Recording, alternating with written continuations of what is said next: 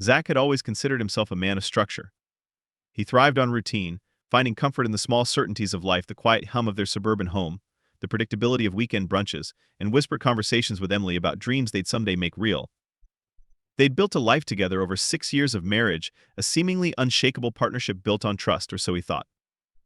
Zack worked as a systems analyst in it, content with his ever-growing maze of cables, code, and servers. Emily, on the other hand, thrived on ambition. She was a project manager for a growing tech company, always in motion, always chasing the next big thing.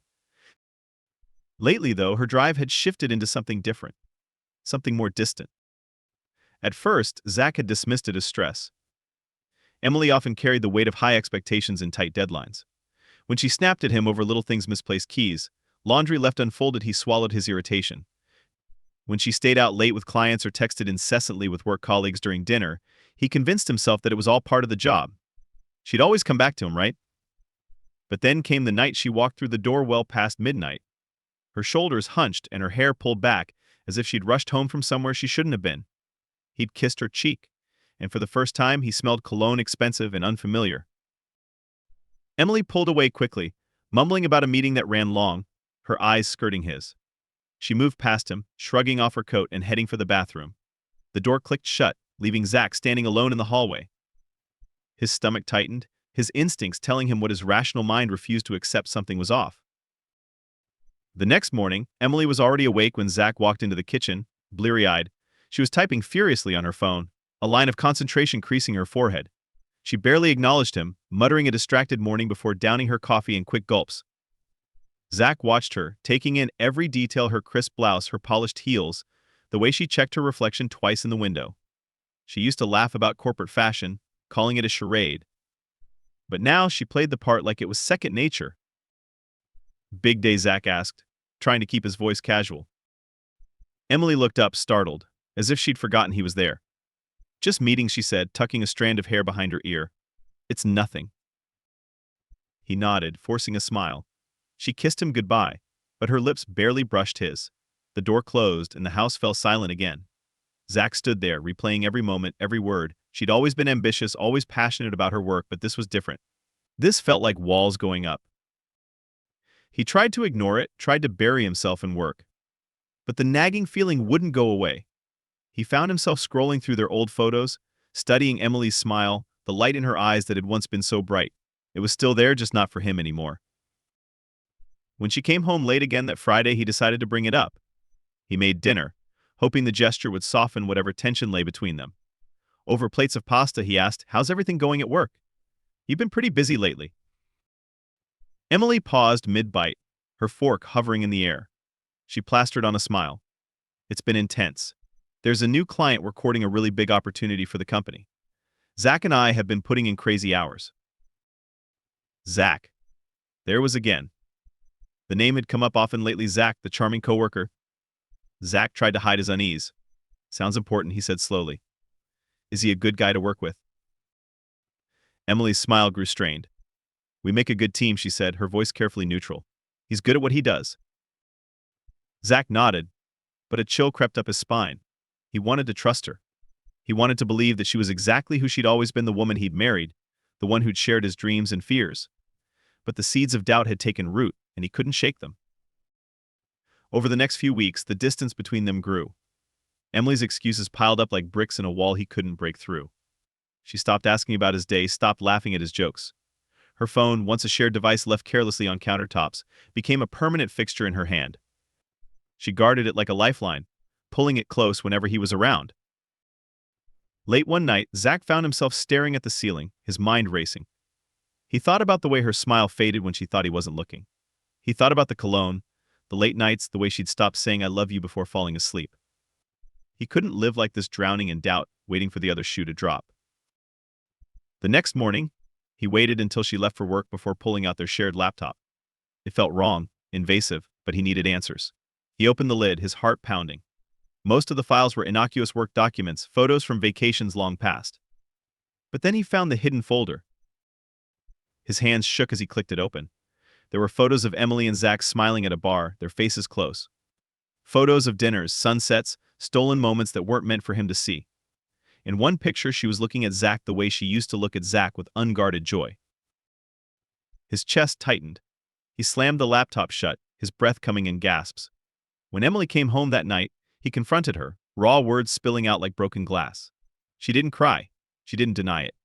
Instead, she crossed her arms and leaned back against the kitchen counter, her eyes cold. "You went through my things," she demanded, her voice sharp. "That's a violation of my privacy, Zack." He was stunned, reeling. She turned the tables with a cold efficiency that left him gasping for air. "You're paranoid," she accused. "You don't trust me. This is why I need space." The words struck deep. Zack faltered, torn between fury and self-doubt. In that moment, she made him feel like the villain. But when she stormed out of the room, he realized that the truth was still there, hiding beneath layers of lies. That night, in the suffocating silence of their bedroom, Zack made a decision. If he wanted the full truth, he'd have to get it himself. He'd find proof, real proof, the kind that couldn't be twisted or denied. No more half-truths. No more lies. The next morning, while Emily was in the shower, Zack planted a small tracking app on her phone. The act sickened him, but he couldn't stop himself. He needed to know. Whatever came next, he would be ready. In the days that followed, Zack felt like a man walking a tightrope, every step balanced precariously between determination and dread. His phone became both a lifeline and a source of torment, the tracking app displaying Emily's location with cold, clinical precision. Each red dot on the map was a new piece of a puzzle he didn't want to solve, but couldn't ignore. Emily, for her part, continued her charade effortlessly. She smiled when necessary, offered perfunctory explanations when Zack asked about her day, and slipped into bed beside him as if nothing had changed. But the moments of connection they once shared were now hollow, like echoes of a love long gone. Zack played along, his face an unreadable mask, but his heart hardened with every lie. One Friday evening, as Emily prepared to leave for yet another networking event, Zack tracked her movements from the kitchen, his fingers tightening around his phone. He watched as she entered the city's bustling downtown district, far from the venue she claimed to be attending. The dot paused, then moved again, settling at a high-end restaurant known for its romantic ambience. Zack felt bile rise in his throat. He knew he shouldn't go, that seeing her with Zack would make everything real in a way he wasn't sure he could handle. But he couldn't stay away. He grabbed his keys, adrenaline coursing through him, and drove into the city, every mile stretching his nerves tauter. By the time he arrived, he was shaking. He parked across the street from the restaurant, his hands clammy on the steering wheel. The sight of them, Emily and Zack, seated in the corner by a window, broke something inside him. They were laughing, their faces close, oblivious to the world around them. Emily's hand rested lightly on Zack's forearm, a touch that spoke volumes. Zack felt like he was suffocating. He could have stormed in, caused a scene, demanded answers.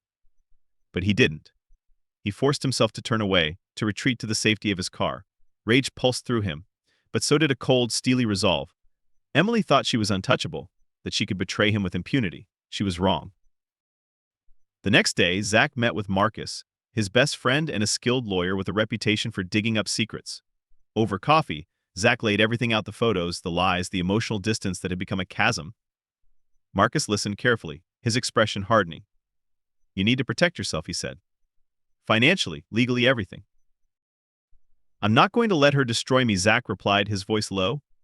"Not without consequences." Together, they devised a plan, one that would expose Emily's betrayal while safeguarding Zack's interests. First, he transferred their joint savings into a separate account, leaving just enough behind to keep up appearances. Then, he documented everything: text messages, locations, photos, and timestamps. Every lie she'd told became another piece of evidence in a growing file. In the days leading up to the corporate retreat with Zack, Emily's behavior was almost sickeningly normal. She packed with care, humming to herself, as if this were just another work trip. Zack forced himself to act supportive, even helping her choose outfits. Every smile he gave was a lie, every touch a mask. Inside, he was burning. On the morning of her departure, Emily moved through the house with practiced ease. "I'll miss you," she said, her eyes shining with manufactured emotion. "This trip is important. For both of us." Zack swallowed back bile. "I know," he said softly, kissing her cheek one last time.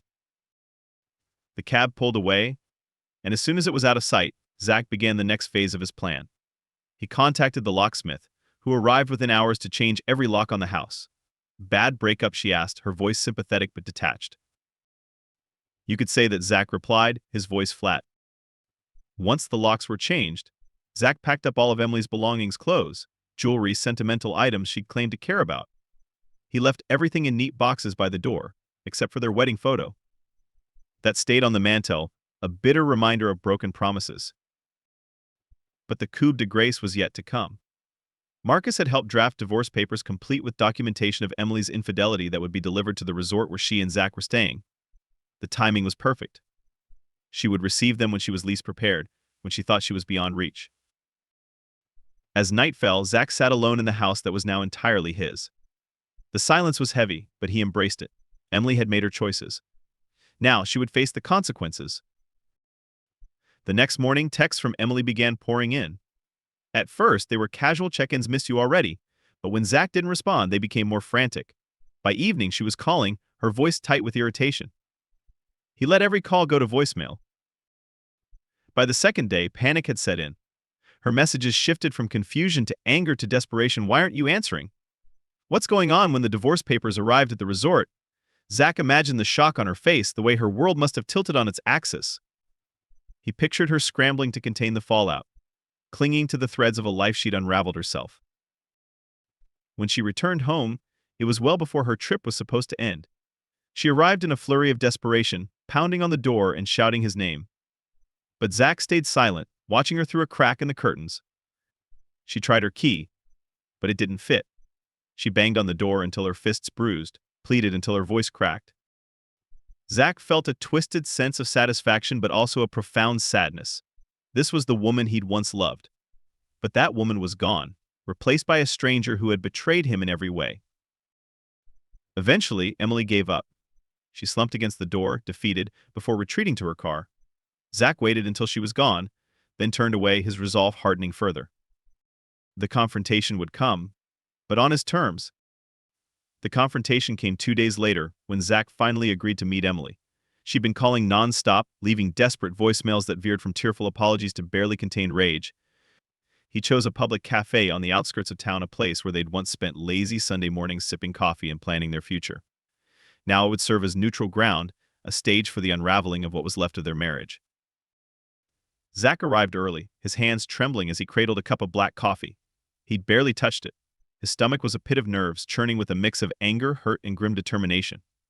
When Emily walked in, the sight of her nearly shattered his resolve. She looked nothing like the confident woman who had walked out of their home days ago. Her hair was pulled back hastily, and dark circles framed her eyes. She moved cautiously, as if unsure whether he would even show up.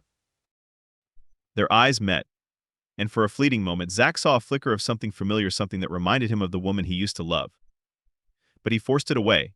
He couldn't afford to soften now. He gestured for her to sit across from him, and she did, folding her hands tightly on the table.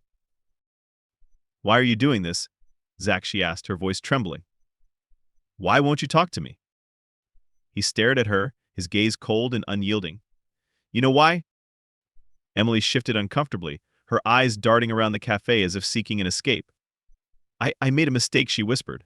"I'm sorry. But this? Changing the locks? The divorce papers? You're blowing everything up over one mistake."